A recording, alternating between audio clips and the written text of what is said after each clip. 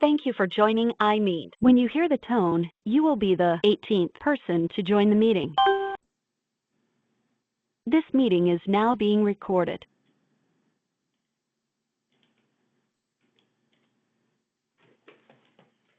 Hey everybody, good afternoon. This is David Blake with Tuesday Tech Talk. And today, as usual, we're going to quickly review the last week, see what was going on with the market. Then we're going to see what's going to go on the next couple of days here. After that, we'll look at a couple of indexes, some sectors. And today we're going to also take a look at how to follow the rotation out of different sectors and different categories of the market, so you can see where the money's going and how you can help your returns by being in the strongest segments of the market, and also able to how to find some of the strongest stocks. And at the close, we're going to also just take a couple of minutes to look at what I look at when I'm trying to when I determine I'm going to sell either a stock or a sector or an ETF, and maybe that'll help you to lock in some gains and improve your performance. Okay, last week, we're going to look at the market, the Dow first, real quick.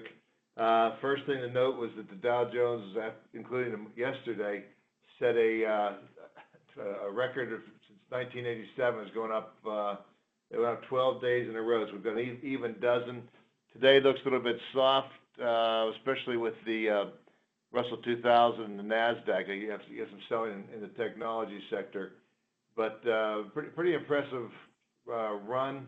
You know, it's kind of crazy about it. You're only having like 10, 12, 15 point move ups in these things, but which is probably better than having a couple of days in a row where you have 200 and 300 points. But last week we kind of saw investors rotate a little bit out of energy and some of the financials.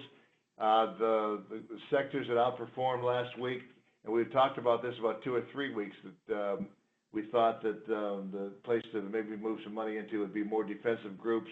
And the outperformance last week was in utilities, the REITs, consumer staples, and healthcare. A lot of those are more dividend players, which is kind of surprising, considering that we're up to about a 50% chance now that the Fed will raise rates in March. So we'll kind of keep an eye on that. Not sure why. Sometimes there's some other reasons why it gets defensive, and maybe that's just that people are taking a more defensive stance in the market because of the run-up since the post-election. But we are still very overbought. One other point from last week, the Dow Jones Transports and the Russell 2000 were lower for the week, so we actually had a mixed week on that. But we're still very overbought. We have the S&P 500 trading about 8.6 or 8.7% above its 200-day moving average. Here's the Dow down here. The Dow is about 2,000 points above its 200-day moving average, which is something you rarely see. That they'll get that far away from the norm. And a lot of times people will think that they should come back. You can have a heck of a pullback before you really get to some support levels in here. But anyway, we had the momentum index fell to a neutral 0. It was down 3 points. That was because some of the other indexes were lower. And sentiment was a negative -2 as investors stayed too bullish. You've had the percentage of bullish investment advisors, I think it's like 11 or 12 weeks in a row it's been above the norms. And I think 4 or 5 of those weeks we were actually above 60. And we've had 2 or 3 of them in a row now where we were above. Actually, 1, 2, 3, 4 of them. 4 and 5 out of the last 6, that percentage has been above 60. That usually marks a top. They can take a while for that to top out. So we are in, the red flags are waving, but we'll see what this market has left in it. The move was confirmed by the NYSE AD line. Now here's the Nasdaq. You can see it's kind of getting toppy over here. I put it in last week's market letter that the target for the Dow, this is actually the Nasdaq 100, I got the wrong chart, was like something like 5860. So we have hit my target on the Nasdaq, the regular Nasdaq, but we still have some upside on the Dow and the S&P 500. Okay, here's the NYSE advanced decline line. It's confirming the move up. Some of these, sometimes we talk about when interest rates were so low that you only wanted you wanted to keep track of just the companies that were actually earning money. that sometimes will be included. But this is all the stocks on the NYSE. It's going up, and these aren't this isn't going up just because of they're paying high dividends like they were some of the time last year. So that's confirming the new highs. We also see some expansion in the new 52-week lows. That's something you want to keep an eye on. When that starts to pinch, it could, like over here, could be into some trouble. But there's really not a lot as far as the technicals go that's scary about this market right now. What I want to see is, we're extended, we're overbought, but I think probably the risks at this stage are probably more political or geopolitical, where maybe you have the vote over in France where they're talking about the candidate that may want to leave the Eurozone. That could cause some problems. And then right after that, you have, I think it's Italy and Greece, and the Netherlands also have some votes coming up that could increase the volatility. And of course, the Trump always can increase the volatility with some of his remarks. So you kind of want to watch that. But so anyway, I don't see any big pullback in the market. I would think, since we're overbought, that with Trump's speech tonight, you could get some selling if he doesn't really lay out plans, short-term plans for some tax cuts and deregulation plans that he's been talking about. The market has moved up quite a bit on those kind of promises, and he needs to get a little bit, a little bit more formal with what the timeline is on some of those things. All right, what I want to talk today a little bit about is it's kind of important for investors to understand that when you're getting into the market, a lot of times you'll hear that the sector rotation and industry rotation, and the principle here is understand that certain sectors or industries are always going to lead or lag the broader market. Kind of depends on where we are in the business cycle. That's why they lead when they do. If everybody's starting to move a lot of money or borrow a lot of money, the financials will go. Or if they're starting to rebuild, you'll get some heavy construction, home building, things like that. And where we are in the business cycle, we often determine what sectors and industries are going to outperform. Now, we have a tool in Market Edge, and I'm going to go on to the Market Edge Pro as well as the Market Edge Retail site here.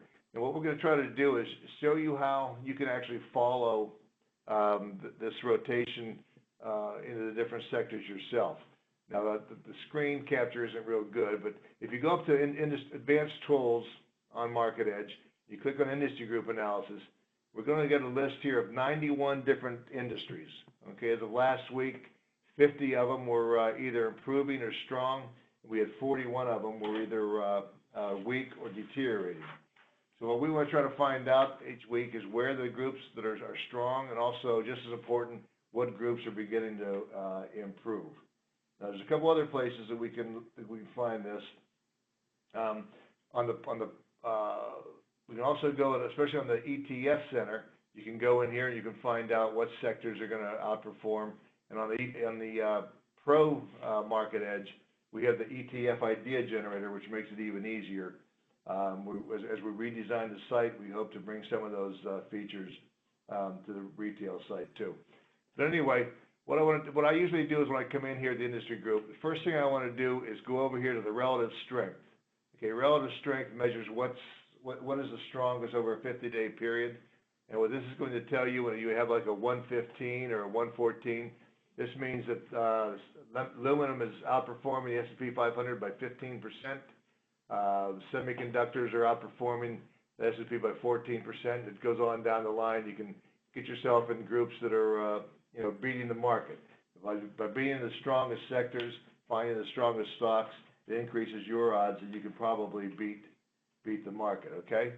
So you list on this, you hit it once, you'll get the strongest, the weakest, hit it again, you'll get the weakest to the strongest if you're looking for short ideas. Now, what I like to do when you come in here also is if you hit on condition, this is on the retail site, if you hit condition, it'll list them again. You'll notice that you don't have the scores on here, but this is actually going to list these things by power rating. So if I'm looking for new positions to go into, because sometimes you look at this thing and you're looking to buy an industry you want to beat in the market, and it's up like at 130. Okay, well, it's already outperforming the S&P 500 by 30%. I'm not sure I want to put new money into that right away. I may put a little bit into that. I want to be in the strongest sectors, but I may look for something that's a little bit, maybe 102, 105, something like that, that is strong, and the power rating is actually moving up to, in the 60s, 70s, that area. So if I go by condition for new ideas, what I come up with are semiconductors and related, automobile manufacturing, although that may start to deteriorate with Tesla going the way it is. I have medical biotechs. We have electric utilities, which we've seen in there. We have software and processing. If you go down here, there's also medical supplies, medical devices. And these are all strong. They've probably got power ratings in the 70s and 80s. And these are ideas that you may want to go to for your to put some new money into it. Okay. Now, if you want to actually you can buy the ETF on these industries, so you're a little bit more diversified. Or you can go in here and you can click on the actual industry. It's going to give you a list of the stocks by the strongest to the weakest. Okay, this is the idea generator result from the Pro site. Okay, if you're for the professionals out there, when you go into the ETF Center, click on idea generator, and you'll come up. All you have to do is click on all the sectors, and you're going to get a list of about 130 industries and sectors that you can list, from the strongest to weakest. So I'll go in here. I'll click right now on the relative strength. That's going to list it just like the industries did almost. But the strongest sectors here are the semiconductors. And you have an Ultratech Pro shares. Gold miners are in here. Biotech holders show up. Here's another biotech. And a couple things I want to point out when you're looking at these, especially the industry ETFs, the sector industry ETFs. What you want to do is make sure that you're not buying ETFs that don't trade a lot of volume. We follow about 650 or 700 ETFs on Market Edge, and we try to keep these things trading at least 40 to 50,000 shares a day. A lot of the ETFs that you'll get out there may be very specific, and you look at them in the volume, and they trade maybe 200 or maybe 2,000 shares a day. You probably want to avoid those. Another thing you may want to shy away from a little bit are some of the very specific leveraged ETFs. Something that's a broad-based and big, heavily traded, like the Ultra Semiconductors or Ultratech Pro shares. I don't have a problem going into that, but what I think you should try to avoid would be something like Chinese internet triple leveraged. I think you're asking for something to bite you when you go into something like that. But again, if it's a broad section of the market that's like semiconductors or pharmaceuticals or biotechs, you could get a little bit of leverage if the thing's moving into an overbought, or not overbought, but if it's moving into a strong sector or industry. So anyway, this one here, I've printed off the idea generator result, came up with this list of stocks. If you want a list of ETFs for all the different industries, it's very easy to do. So if you have the retail Market Edge, all you need to do is go to Google and just type in there, just give me a list of ETF industries. In this case here, you'll get a list by the symbol. It'll tell you what the list name is, whether it's Wisdom Tree or Power Shares or First Trust. It also will show you how many assets are in those ETFs, what the performance is. But over here, you want to check this average volume. And again, you'll see some of these things. You go on down the line here, you have 30,000, 39,000 traded a day. Once you get down, if you're going to put this list and print it out and put it into your stock watch list, you want to make sure that these ETFs have at least 40 or 50,000 shares traded daily. That's the average volume. Under that, forget about it, because if something happens or if something blows up in that thing, you're going to have a hard time getting out, even if the market's correcting or something like that. So easy to find a list of the different industries and put them in stock watch, and that way you can get the upgrades and downgrades. What's best longs? What are best shorts? What are early entry longs on the ETFs? It'll help you also to pick out which ones you want to go into. Okay. The next thing we're going to look at over here is Okay, this is the ETF idea generator again. Remember when we talked about, let me see here, I'm sorry about this. Okay, some of the things that we're looking for. Okay, we hit the relative strength, and when you get this list, it's going to listen for the strongest to the weakest again. And this case, again, this is really hard to see, but this will give you some ideas where you want to put new positions in. Here's semiconductors still look good. Again, we talked about the technology, clean energy. Here's software, medical devices.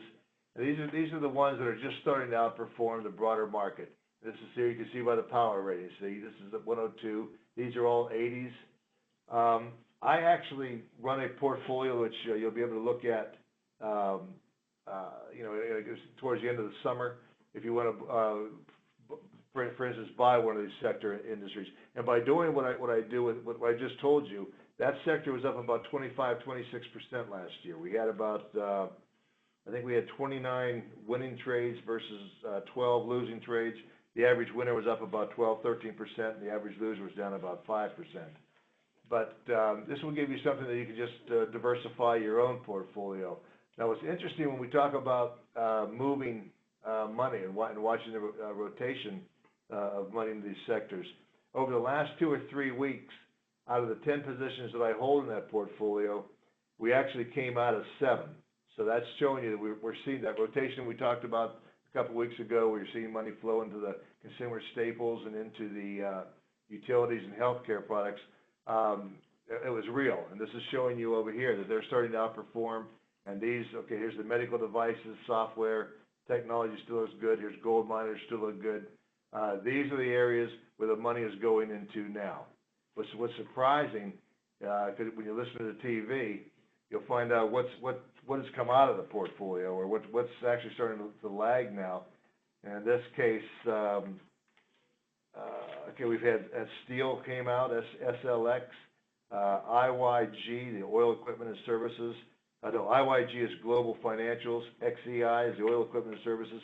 So a lot of the ETFs and sectors and industries that you hear on TV, the big money is already starting to come out of those. So you want to, if you follow this rotation here in the industry group analysis, you'll be able to get out of those things before they start to slide. Because when you're looking at the momentum plays, they go up fast, but they also will come down fast. When the money decides to pull out of it, it's going to come out very, very quickly. So you want to have your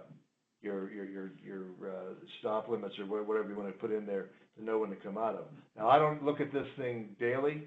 I actually go over this group weekly. I think that's fine, because you're going to get some fluctuations during the week, and if you just by looking at it maybe on Saturday or Sunday and get ready for Monday, you're going to block out some of the noise that goes on during the week. Now, it's funny because when you do this and when you buy these things, these sectors, a lot of the things will show up, and all you do is you just move your money into the strongest sectors that start to show up.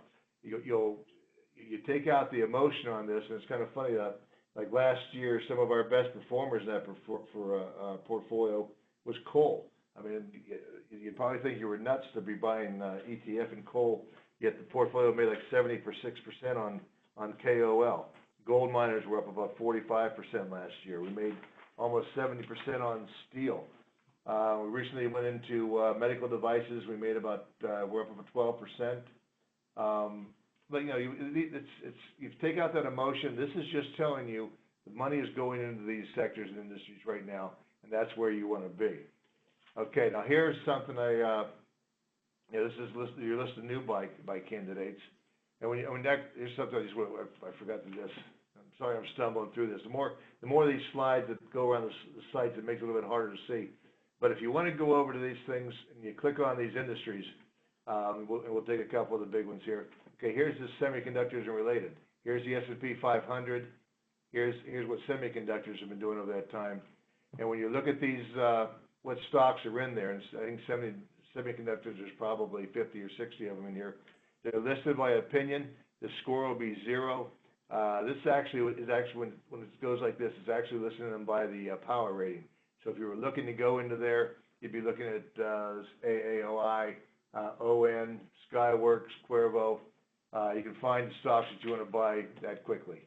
Okay, some of the other ones that were over there, we're looking at medical biotech. You can see a nice little pop-up in here. The biotechs are up again today. They were up yesterday about almost 3%. They're up today about another 1.5%, something like that. They were earlier. I guess it's starting to settle off a little bit now. But even with here's pharmaceuticals. Saw a big drop in here. Now this is over around the election time. Okay, the pharmaceuticals are starting to come up over here. Go back 3 or 4 slides. You'll see that pharmaceuticals are one of the top performing and strongest industries right now. And if you want to go over here, here's your list of pharmaceutical companies that you may want to go into. All right. 2 weeks ago, we said that we were looking at rotation of utilities, consumer staples, healthcare, and REITs, and you're going to find some of those on that previous buy list. I want to show you something why I looked at that. And this is a weekly chart of the utilities, showing you a nice upward trend line, and some resistance over here, turning to support. One thing I don't like about this is you're starting to see a little bit of drop off in volume. You'd like to see this going up, although it's kind of moving up a little bit there. But just to confirm what we're looking at as far as, okay, do I want to go into utilities? Do I want to go into healthcare, whatever? What I like to use for confirmation of what I'm going to get on Market Edge, I use the weekly 21 EMA, which is an exponential moving average, and the 34 EMA, 34-week EMA, which is, again, the 34-week exponential. And when I tend to be long as the 21's above the 34. I gave that cross line over here back towards, in December. It wasn't really moving much. It wasn't confirmed by the rest of the indicators, but it showed you that, okay, this thing's probably in better shape than we think, despite everybody talking about the rates moving up. So in that case, it was sideways here, and now we've kind of broken out to the upside again. I think the utilities were up about 3.5% over the last 5 days. So they're moving pretty good. Here's the healthcare sector. Now over here you see this 21-day EMA crossing above the 34 EMA. That again confirms to me that this sector is out of the blue. Here's if you stay in that sector when the 21's above the 34. Look, you stayed in here almost for a year and a half. You were into the healthcare sector, and then you kind of came out of it over in here. Not much. I'm not sure what was all going on here, but anyway, so you came up here and you're out of it again, you stayed out of it, went back in, came out over here, you didn't make much on that trade, but now you're back into it. This is early, and these are starting to confirm that the healthcare stocks probably have a ways to go. And when you go into the industry group, if you look at medical devices and some of those, you'll see what areas of this is going. Also the biotechs look good on here. The the pharmaceuticals that we just talked about. So there's plenty of areas that are starting to look good.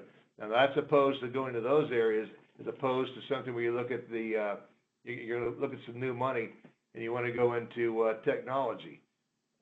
Here you have an upward rising channel. This is called a throwover, where you go outside the channel. Usually that's going to revert back into it. The 21 and 34 day look fine, but boy, this thing is extremely overbought. I think XLK, this is the weekly, but it was up something like 15 or 16 days in a row. Just about every indicator you look at is overbought on this thing.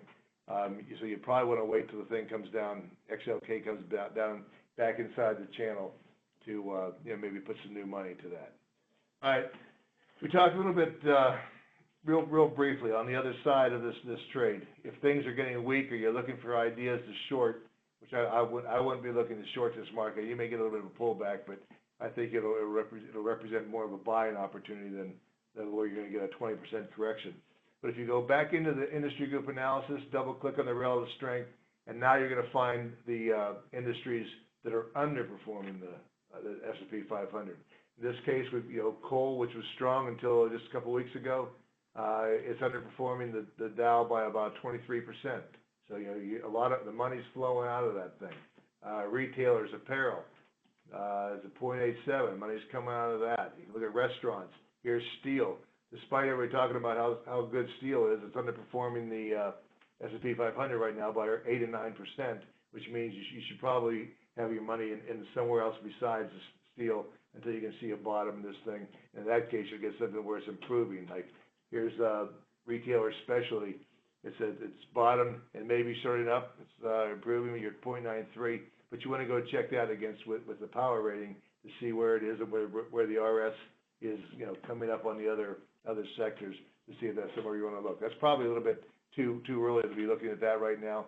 But this will give you the list of stock of areas where the money is coming out. Even surprisingly, you have like heavy machinery, which is deteriorating. It's down here to 0.97. So money's coming out of that. And mom and pop don't knock these industries down. What knocks these industries down is big banks and institutional money coming out of it. So they've made their 15, 20, 20% from the Trump rally. Now they're maybe moving to the sidelines. They're getting a lot more defensive. And what they're going to do is they're going to stay in that. They'll stay on the sidelines until they see some actual dates where they can go back into some of these things. With some of the banking stocks even. You'll notice that the financial bank industries are actually underperforming the Dow over the last, say, 3 or 4 weeks. All right. Now, I had a couple questions about when would I want to sell? What would move me if I'm in some of these industry groups or sectors? What's going to make me come out of them and go look to exchange those? Okay, the first thing that I'd look at, if the relative strength falls below 1, the 50-day RS, I'm out. That means, okay, it's underperforming the S&P 500. That's good enough. I've made my money, hopefully, and I'm out. If I haven't made any money, I'm coming out of it also. It's going to underperform the market. I don't want to be there. I'm more of a momentum trader. Okay. So the next thing I'm going to look at is if I'm a short-term trader, I'll just look for I'll hold the thing until it gets downgraded to a neutral on the daily market edge. Myself, since I like to hold these things and give it a little bit more time, those of you that have an account at Schwab or TD Ameritrade, E-Trade, Scottrade, something like that, we put up the Second Opinion Weekly. On sectors and industries especially, I want to give them a little bit more time so they give a little more wiggle room. I will wait until when I look at on Saturday, Sunday, what industries and sectors have been downgraded to a neutral on the weekly Second Opinion rather than the daily. A lot of times on the weekly, it'll go down to a neutral. If the market firms up a little bit again, it will come back up to a buy. So if I get below the RS, below the 1 on the 50-day RS, and also going back to the getting downgraded on the weekly, those are the two things that are going to make me come out of the sectors and industry. I think as long as you do that, you should be able to outperform the S&P 500 pretty handily. And again, using this same method that I just showed you, and using a portfolio of being fully invested and having 10 positions, I did about 25, 26%, and I would consider that fairly. It was fairly easy to do. You're looking at these things once a week, and you would have doubled the S&P 500 last year. So what I'm going to do right now is I'm going to open up this question. So I see we have a couple in here. Downgraded to what for a longer term basis? They downgraded. It'll say on the weekly chart. It'll say downgraded to neutral from a long. And that's what that's what we're looking for. And usually by the time it gets downgraded on the weekly model, you're going to also see that 9 out of 10 times that relative strength is going to be below 1. Okay, the ETF Center Idea Generator. I really hesitated about bringing this up, but we do have a lot of professional guys that they buy market edge through a brokerage firm, through Pershing or through Fidelity, Raymond James, LPL, and they get a few features that we don't sell on the retail site, and that's why I suggested that if you are on the retail site, what you want to do is you want to get a list of your ETFs off of Google. Just again, do a search on that, and just take that list of industry and sector ETFs and put it in your stock watch up here at the top. Where you keep your list of stocks, and that way you can come in there on the weekend and just click, okay, what's been upgraded or what's been downgraded, and also pull the whole list up, and then you can do your own listing of stocks with the relative strength and the condition. We're not going to add that to the retail site. Another question there at this stage, because the pros pay a little bit more, and they have a few different features on that. I hope that's, I didn't want to go into that, but that's something that we have. I wanted to show them, because they listen to the webinars too, what they can do. Any more questions on this? We can look at some other individual stocks. We can look at some industries or sectors that you're wondering about whether you should go back into or not. Maybe questions about how you can run your own portfolio, using the features that we just did. How you can keep track of everything.